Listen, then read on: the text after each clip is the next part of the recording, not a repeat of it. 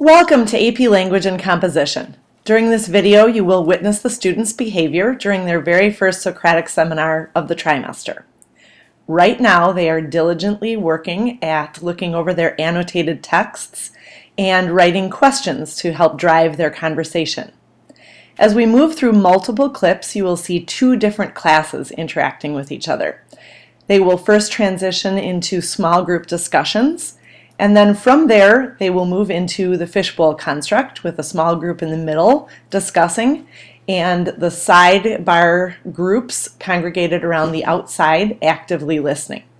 We do engage in multiple breaks during the fishbowl in which sidebar conversations happen, and then the students come back to the middle and continue their discussion. The activity will ultimately end with reflection.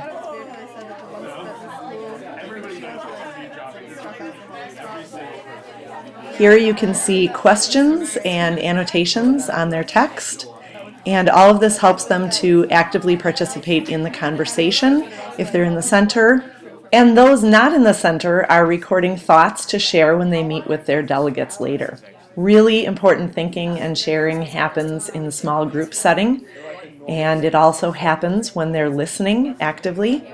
Both of these courses allow students to build confidence and hone their ideas that they would like to share later. I will be looking for them to make direct references to the text, connect the author's ideas and their own ideas and experiences, look at implications of the claims that are made by the author, reference other texts that they have read, and engage in higher level thinking. They don't influence us like who does or what does. Yeah, since cheating has increased more since like from when they were in school to now. Yeah. I said, is one form of cheating considered necessary? Like they were comparing cheating on a test versus copying someone's homework. Yeah, you think like copying homework is as important or like as severe? Like kids would compare it to like sharing ideas. Yeah. Yeah. That's what I'm wondering. Is that You know what? I wrote lies when I said that. I think it was really And great. I also think the other one that should be discussed is that if the grades have been count as much. There's a lot of contradictory things in the actual writing that she did, especially with the last sentence where she says how about the only way cheating can decline is by increasing the thirst for knowledge within the students, whereas earlier in the writing she says that the majority of students who cheat are already upper tier students, and so logically they'd already have a thirst for knowledge or more in depth with the concepts of learning. And I was kind of confused by that. I wanted to know everyone else's. Well, I feel kind of that a lot of really intelligent people are also really talented people. So, for example, you have a girl who has like a 4.0 or a boy who has a 4.0 and they're like a star athlete, like someone's involved in theater. I feel like these days we're so spread out with like all the stuff that we do because we're trying to all get into good colleges and there's such like huge pressure on that. And I think we just are all trying to create like a perfect resume, and a lot of times people don't make time for education like they should. And I feel like it's more stress to just get the grade rather than know what's going on in the class. So I think that's why a lot of people turn to cheating, because they're just spread so thin and they have so much to worry about. Yeah, I do agree with that. And just to build off of it, I think when she says that it's the desire for the grade, and like I think it's just a little more black and white than that. It's not like either you want to learn or you want to get an A. I think it's how we prioritize it. Mm-hmm. Like, I want both things, but to be honest, I think most of us want to get an A more than we want to like be scholarly and learn. Like when I prioritize it, and I think this is just like how it is for everyone, we prioritize getting the A before we prioritize learning. And I think that's partially our fault, but I think that a large part of that falls on like school and like It's like a standardized flaw, yeah. testing and like just like how we've been raised. It's always about getting the A, Yeah. and we're rewarded for that. We're not really rewarded for being scholarly and knowing things. I think another way to say that is when we go into class, learning how to play the game, much less learning the actual concepts. Like, okay, how do I get this A? I need to write this type of paper. I need to have this type of stuff in it, this type of punctuation. And it's not about, okay, how can I put my writing on paper so that it makes sense to other people and other people can learn from the ideas that I can have. So do you think that the end point that we get to is more important than the process that we take to get there? I think that's kind of like the American way, though. Yeah. Because I read an article comparing the American educational system to places all around the world, and a lot of places in the world they're like more job oriented. They're more focused on educating people in specific areas that could develop into a potential career. And I feel like Here, you're going to see students moving into a sidebar conversation in the midst of a fishbowl. I get having the basis for like that's what Well, have you ever heard? Like, you're not gonna memorize like 4 years from now. You're not gonna remember it. Like, you're exactly. It's like why you need to but like, have back like a Psychology major. well. And Have you guys ever heard the saying? You just start like realizing that like we need people with like this is what social people that studies can is just like for. you know what I'm saying. Like you don't need a college degree. That's why you're gonna cheat. The important question to answer is why do we cheat? And like she says like all that matters is getting the grade, and like that's a big problem with like the schools is you may have a hard worker who works their butt off and even works harder than a more intelligent person, but he may not get that grade, and that's why like he'll find himself or herself on the test like not knowing an answer, but they work twice as hard to know the information, they just can't comprehend it as fast. So then they look over and they need the answer because they want that grade.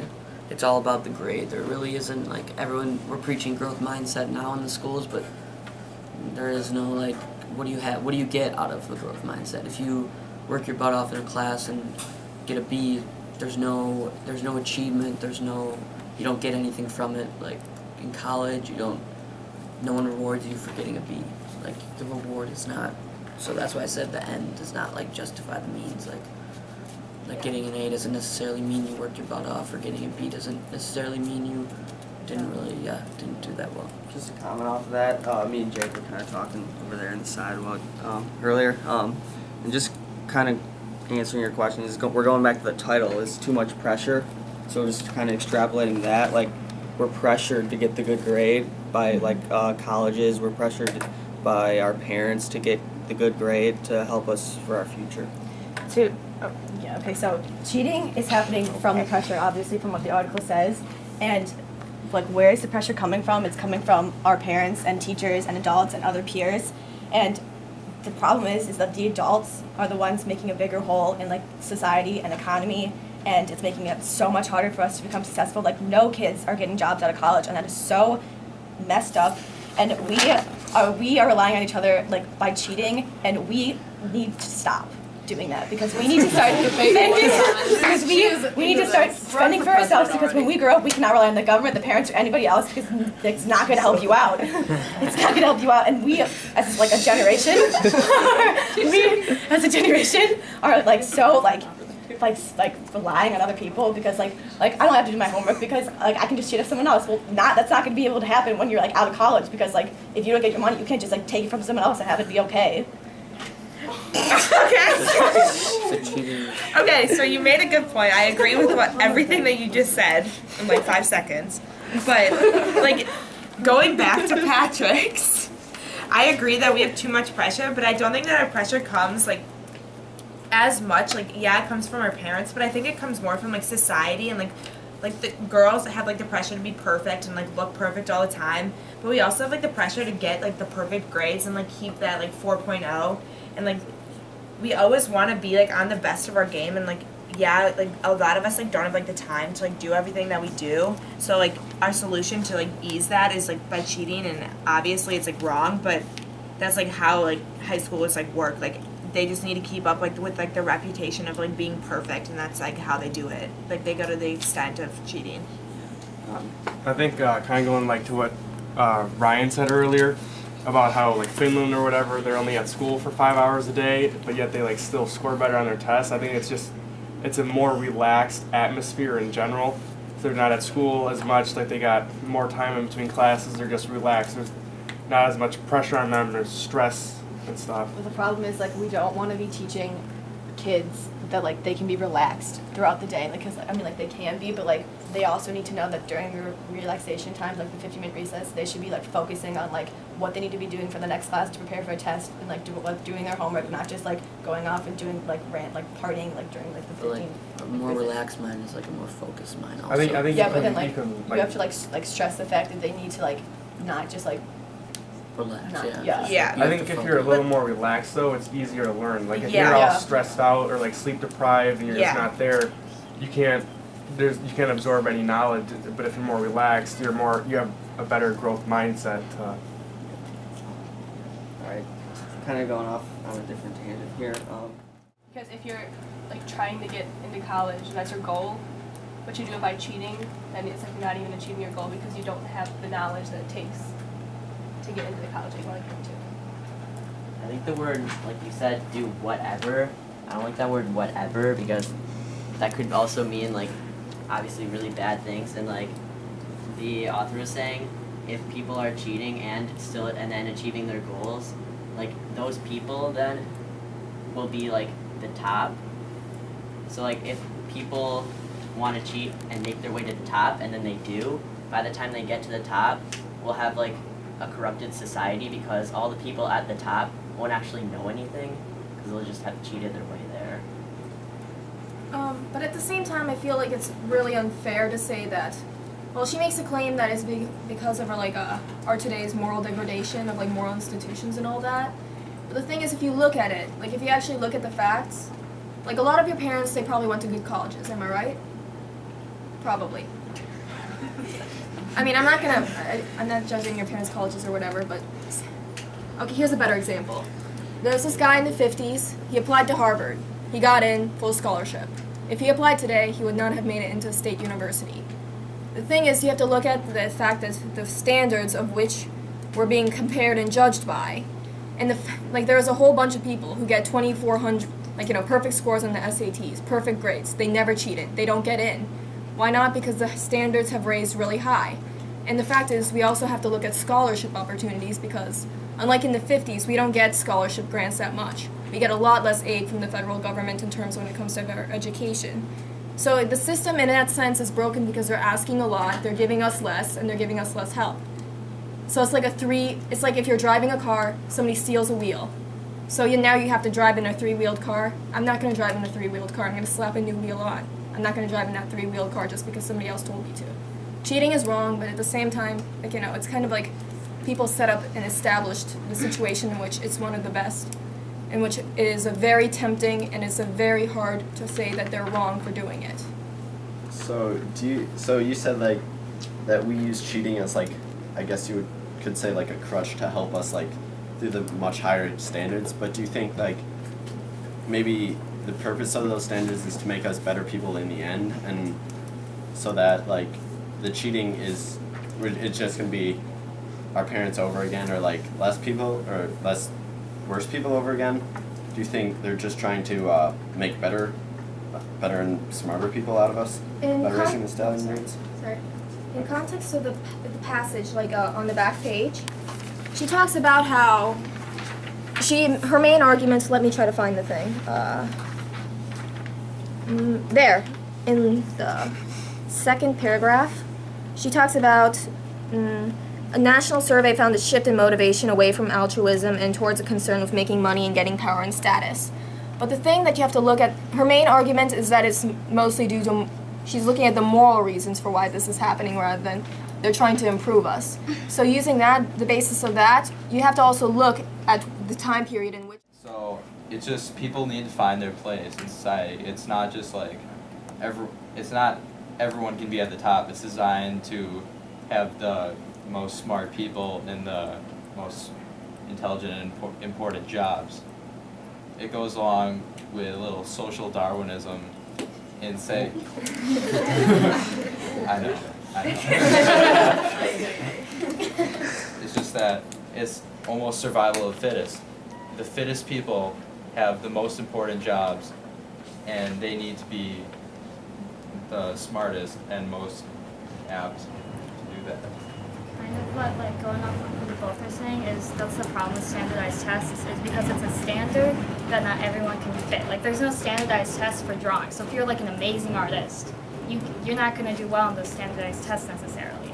So I think that's a really big problem, and that there should be, the standardized tests are too high for some people, and you know everyone can't fit into that box. Yeah, well, like relating back to what you both were saying about like standard, it was kind of a little bit contradicting what you were saying about having the fittest in those positions.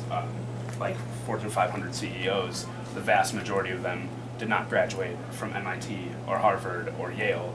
They graduated from state schools or smaller schools that they fit into schools like Arizona or Madison that are still good schools but not the highest standard. So if you have, I think it relates back to the idea that if you have somebody mastering their craft, they're more likely to succeed as opposed to setting that standard that you get on a standardized test, where then they feel the need to cheat because they're not capable of getting an above average score on the math portion, but there is no drawing portion.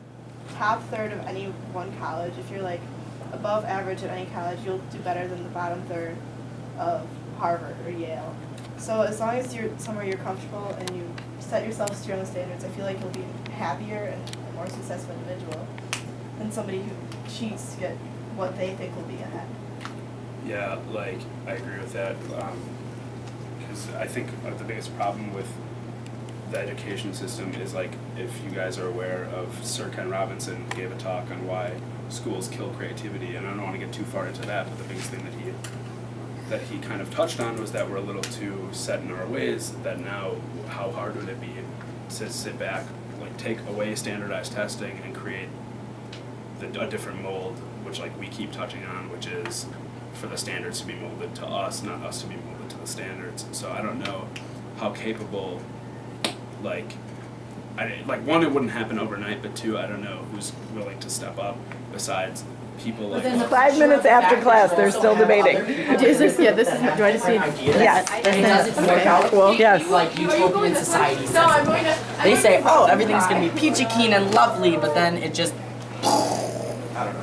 and then shatter, and everything just falls apart. I think so the on thing paper, that gets me what's the most fantastic? is that I can't do anything about it. I mean, What I'm looking for in a discussion is a high level of engagement, and the lingering conversation demonstrates we had just that. Thanks for coming to class today.